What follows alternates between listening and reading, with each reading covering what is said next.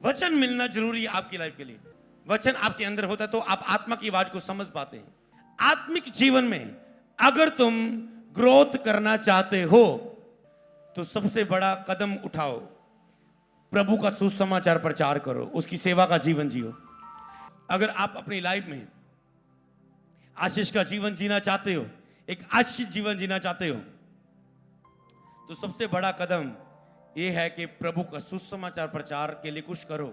हो सकता है आपकी लाइफ में खुदा ऐसी आशीष देने वाला है जिसको आगे जोर लगाने की जरूरत ना पड़ेगी यीशु के नाम में। याद रखो, तुम खुदा के लिए जियोगे, खुदा तुझे आशीष किए बिना कभी छोड़ेगा नहीं। चैलेंज है खुदा का ये आपके लिए। तुम खुदा के लिए जियोगे। आज मैं वही चीज बता रहा हूं, आत्मिक उन्नति, सेवकाई में ग्रोथ। जितना तुम सुसमाचार के लिए काम करोगे उतना सेवकाई बढ़ेगी, उतना सेवकाई ग्रोथ करेगी।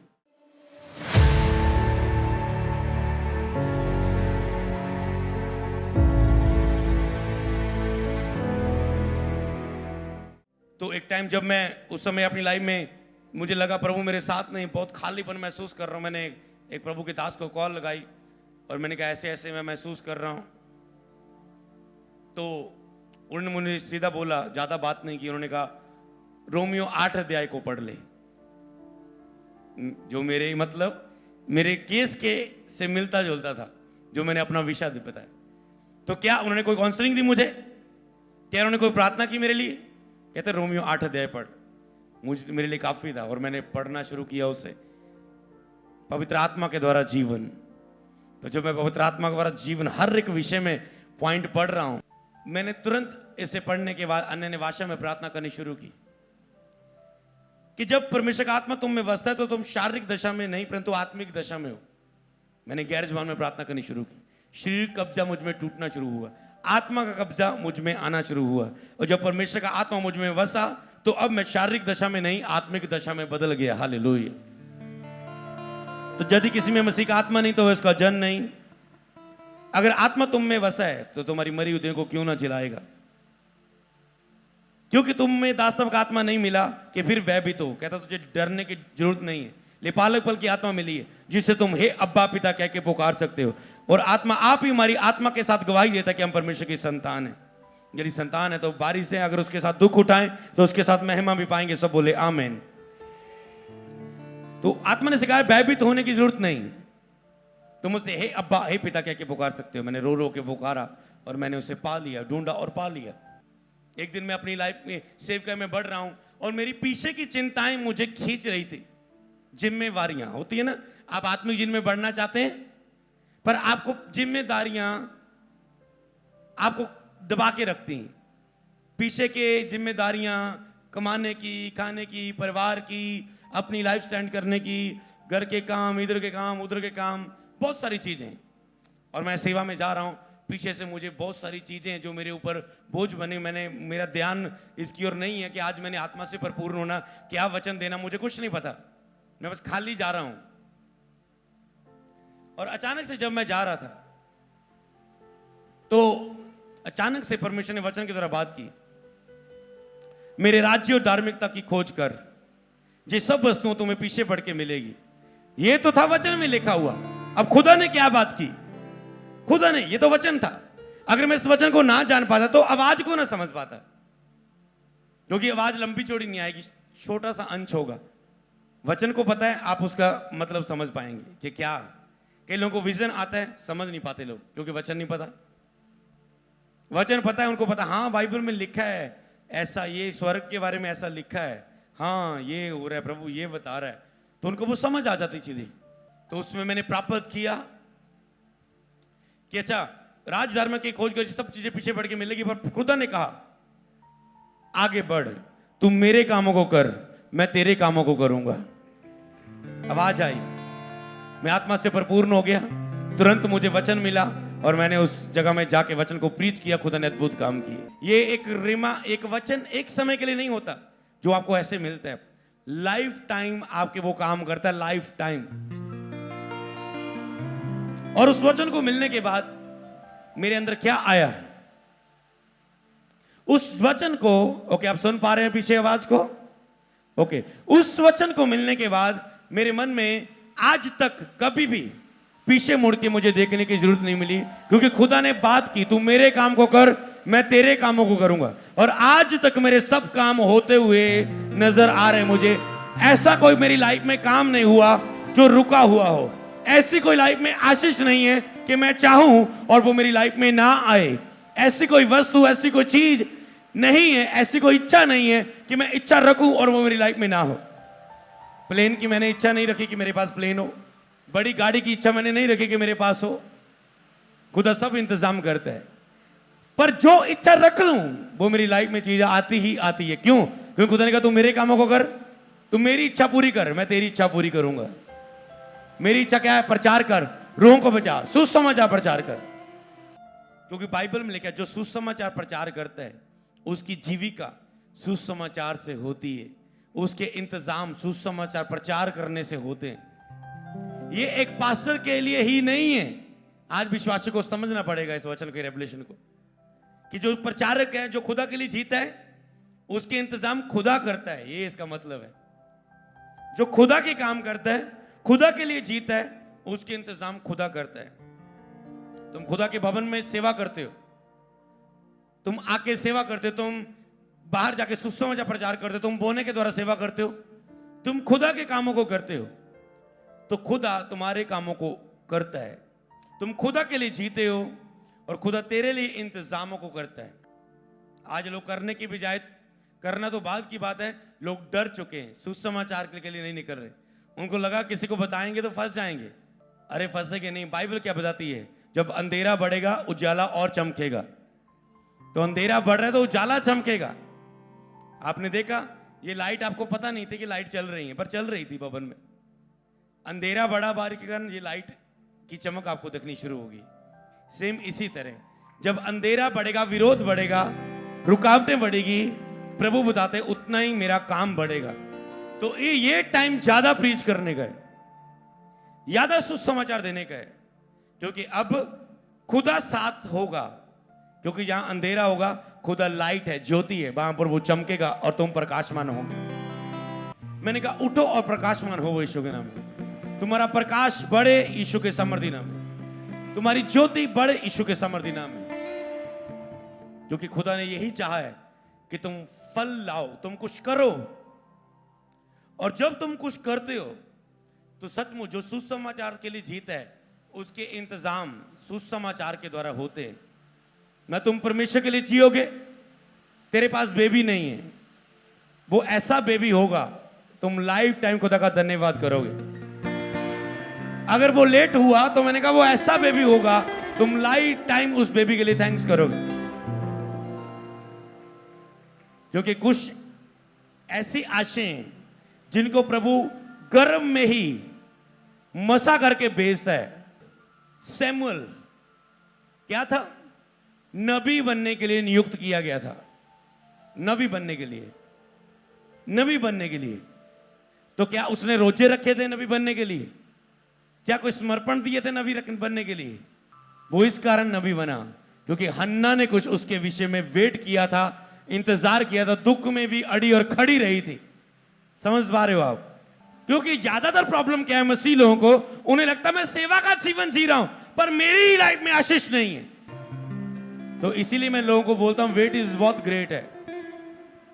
अगर जकरिया, एलिशिबा बूढ़े हो चुके थे, संतान नहीं थी, तो कौन मिला?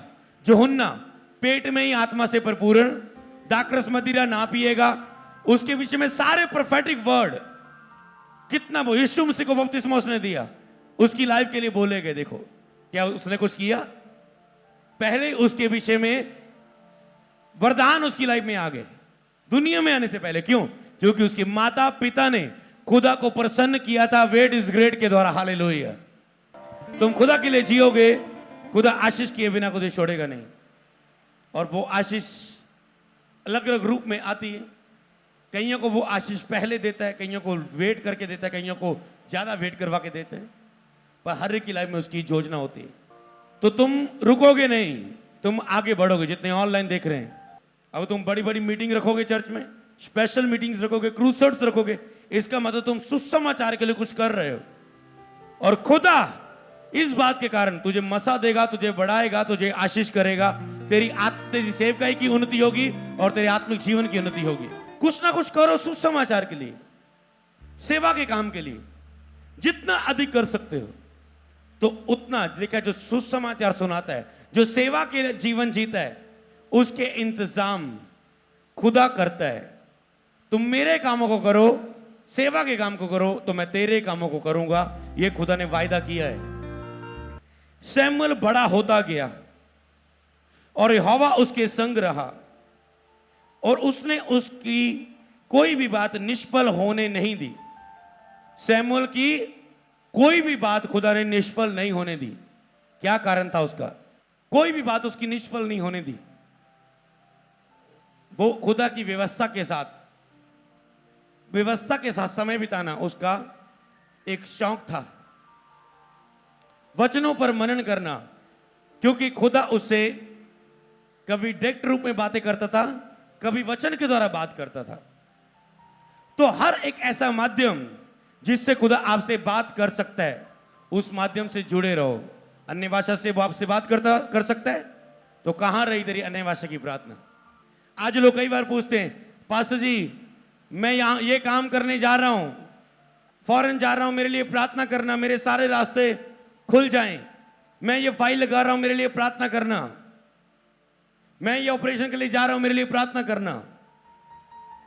मैं इस काम के लिए जा रहा हूं, मेरा काम सफल हो जाए, पास्टर जी इस बात के लिए क्या करना?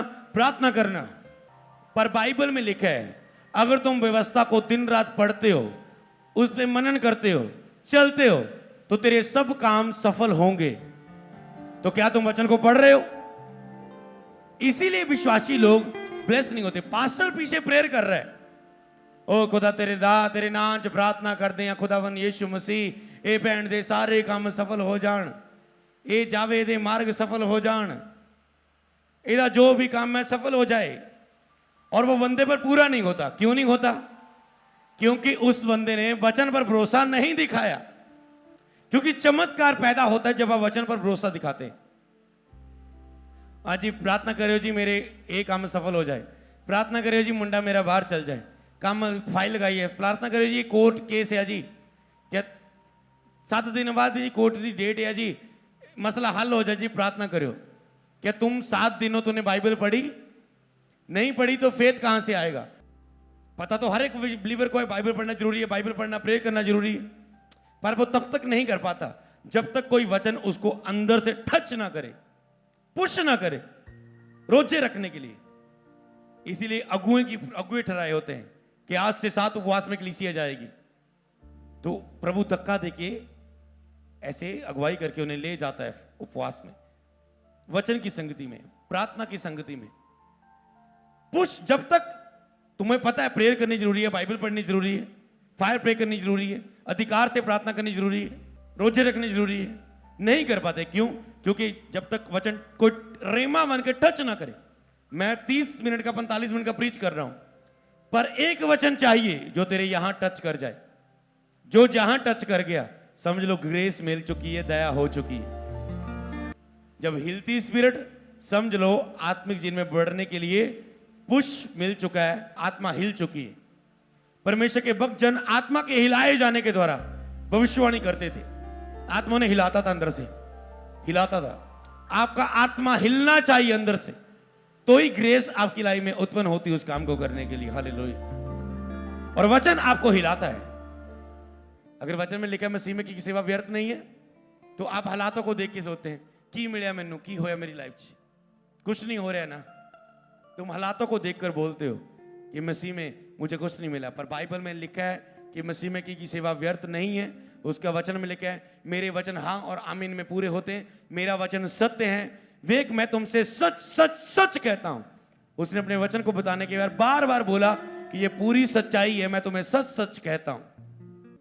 आकाश और पृथ्वी टल जाएंगे, उसके वचन पूरे हुए बिना नहीं टलेंगे। जो उसने कहा है वो आपकी लाइफ में पूरा होगा ही होगा। इसलिए वचन पर विश्वास दिखा के अपने चमत्कारों को प्राप्त करना सीख लो। आज से ज्यादा बाइबल पढ़ो। पता नहीं कब कहेगा खुदा, कहेगा रुक जा। मान लो मैं बाइबल खोल रहा हूं और मैं मेरे सामने एक वचन आया, ओके मैं पढ़ता हूं, देखते हैं क्या आया, ठीक है, एक्सपीरियंस करते हैं क्या आया मुझे। ओके, मैं उनके साथ शांति की वाचा बांधूंगा, वह सदा की वाचा ठहरेगी, और मैं उन्हें स्थान देकर गिनती में बढ़ाऊंगा। लो अब देखो, मुझे आत्मा ने बोला वचन खोल, जहीं से मर्जी वचन खोल दे, मैं रेमा बात करने जा रहा हूं। खुदा गवाह है, अभी मैंने ये वचन खोला, मैंने कहा कोई भी एक वचन ऐसे खोलते हैं आत्मा में भर के, क्योंकि प्रभु का वचन बातों में नहीं सामर्थ में। कैसे आप बिलीव करेंगे खुदा बात करता है वचन से? क्योंकि वचन मुझे टच करके मैं तुम्हें गिनती में बढ़ाऊंगा। ओह वाह, आज विरोधियों के लिए ये जवाब है। खुदा बोल रहा है मैं तुम्हें गिनती में बढ़ाऊंगा, मैं तुम्हें गिनती में बढ़ाऊंगा। मैं उनके साथ शांति की वाचा बांधूंगा। वो तेरे साथ वाचा बांध रहा है शांति की, मेरे साथ वाचा बांध रहा है। इस और चर्च के लिए ये वचन है, मैं तो ऑनलाइन लोगों के लिए वचन है। मैं तेरे साथ शांति की वाचा बांधूंगा, वह सदा की वाचा ठहरेगी, सदा की ठहरेगी, मत टूटेगी नहीं, सदा की ठहरेगी। क्योंकि उसके वचन में क्या बोल रहा था, कभी न टलेंगे, काश और पृथ्वी टल जाएंगे। अगर उसने लिखा है मेरे राज्य धर्म की खोज कर सब चीजें पीछे पड़ के मिलेंगी, तो मिलेंगी ही मिलेंगी। आपको नहीं मिलेंगी तो आपके बच्चों को मिल जाएंगी। और उनके बीच अपना पवित्र स्थान सदा बनाए रखूंगा, और उनके बीच अपना पवित्र स्थान, कि मैं जीवित था, जीवित हूं और जीवित रहूंगा लोगों के बीच, इस स्थान को मैं बना के रखूंगा। ये वचन रेमा वचन है आपके लिए, इसे लिख लो। ये खुदा ने चिन्ह दिया, मेरे वचन को रोज पढ़ना शुरू कर, ऐसे मैं तुझसे रोज बातें करूंगा। ये ग्रेस जो खुदा ने मुझे दी है, ये आपकी लाइफ में आएगी। मैं रिलीज करता हूं इस अनॉइंटिंग को, रिलीज अनॉइंटिंग जो खुदा ने ये मुझे दिया, वो आपको भी देगा। वो अपने वचनों के द्वारा आपकी उन्नति करेगा। आप उसके वचनों को मनन करने के द्वारा, विश्वास करने के द्वारा बड़े बड़े चमत्कार देखोगे यीशु के नाम में। हालेलुया। वचन पर बिलीव करो, भरोसा दिखाओ और अड़े हो जाओ, खड़ जाओ उस वचन पर। खुदा आत्मा में अगर हिला रहा है उस वचन के लिए, तो तुम चमत्कार प्राप्त करोगे और तुम गवाही दोगे। खुदा ने मुझे इस वचन के लिए हिलाया था, मैंने विश्वास किया, और आज खुदा ने इतनी बड़ी रसौली मेरे जीवन से बाहर फेंक मारी। तुम गवाही दोगे यीशु के नाम। वो वचन आपको नहीं बचाता जो आपने बाइबल में पढ़ा है, वो वचन आपको नहीं बचाता मुसीबत के समय जो आपने अपनी डायरी पे लिखा है। आपको वो वचन बचाता है जो सेम समय पर आपके अंदर आपको याद आया, जो लिखा था, जो पढ़ा था, जो सुना था, जो डायरी में लिखा था। और पवित्र आत्मा के द्वारा अगर आप रिलेशनशिप में, तो पवित्र आत्मा उस वचन को आपको याद दिलाता है, वो वचन आपको गवाही देगा। नहीं तो आप हॉस्पिटल के सामने, आपके ऊपर इतना बड़ा टेंशन सवार हुई है, डॉक्टर बोल रहे हैं 24 घंटे के अंदर 5 लाख लेकर आओ, नहीं तो ये हो जाएगा। आपको कोई वचन नहीं याद आ रहा है, अब कोई वचन नहीं याद आ रहा है, तो कैसे चमत्कार होगा? कैसे चमत्कार होगा? आप पूरे शरीर हो चुके हैं, पर अगर आपने को याद है कि जब कुछ भी समझ ना आए 15 मिनट अन्य भाषा में प्रार्थना करना, तेरी आत्मा ट्यून हो जाएगी और सब समझ आना शुरू हो जाएगा। धर्मी पर बहुत सी विपत्तियां आती हैं, परंतु परमेश्वर यहोवा उसे हर विपत्ति से निकाल ले आता है, परंतु दुष्ट अपने किए हुए कामों में फंस जाता है। अगर तुम सच्चाई पर खड़े हो, सच्चा खुदा तेरे लिए बोलेगा। हालेलुया। बस सच्चाई से सेवा करना, बाकी खुदा तेरे साथ है। तो ये इन दिनों में आपको मजबूत होना जरूरी है, वचन के साथ भी, अपनी आत्मिक उन्नति के लिए भी और सुसमाचार के लिए भी आगे बढ़ना जरूरी है, जितने ऑनलाइन भी देख रहे हैं। हालेलुया।